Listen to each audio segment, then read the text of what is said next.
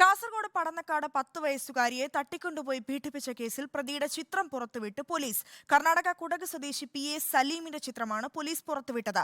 ഒളിവിൽ കഴിയുന്ന ഇയാൾക്കായി അന്വേഷണം ഊർജിതമാക്കി.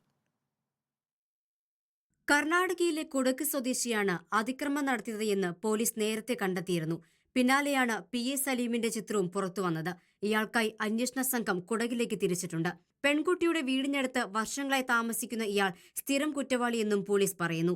സംഭവം നടന്നുകഴിഞ്ഞ 15-ാം തീയതി മുതൽ ഇയാൾ ഒളിവിൽ പോയത് പ്രതിയിലേക്ക് എത്താൻ പോലീസിനെ സഹായിച്ചു. പുറത്തുവന്ന CCTV ദൃശ്യങ്ങളിലും മുഖം വ്യക്തമാകുന്നതായി പോലീസ് പറഞ്ഞു. 2 വർഷം മുൻപ് മേൽപ്പറമ്പ് സ്റ്റേഷനിൽ രജിസ്റ്റർ ചെയ്ത മറ്റൊരു പോക്സോ കേസിലും ഇയാൾ പ്രതിയാണ്. കുടകിലും ഇയാളുടെ പേരിൽ കേസുകളുണ്ട്. സംഭവം നടന്ന 5-ാം ദിവസം പിന്നിടുമ്പോഴാണ് പ്രതിയിലേക്ക് പോലീസിന് എത്താൻ കഴിഞ്ഞത്. ഇയാൾക്കെതിരെ ബന്ധു നൽകിയ വിവരങ്ങളും കേസ് അന്വേഷണത്തിൽ നിർണായകമായി. റിപ്പോർട്ടർ, കാസർഗോഡ്.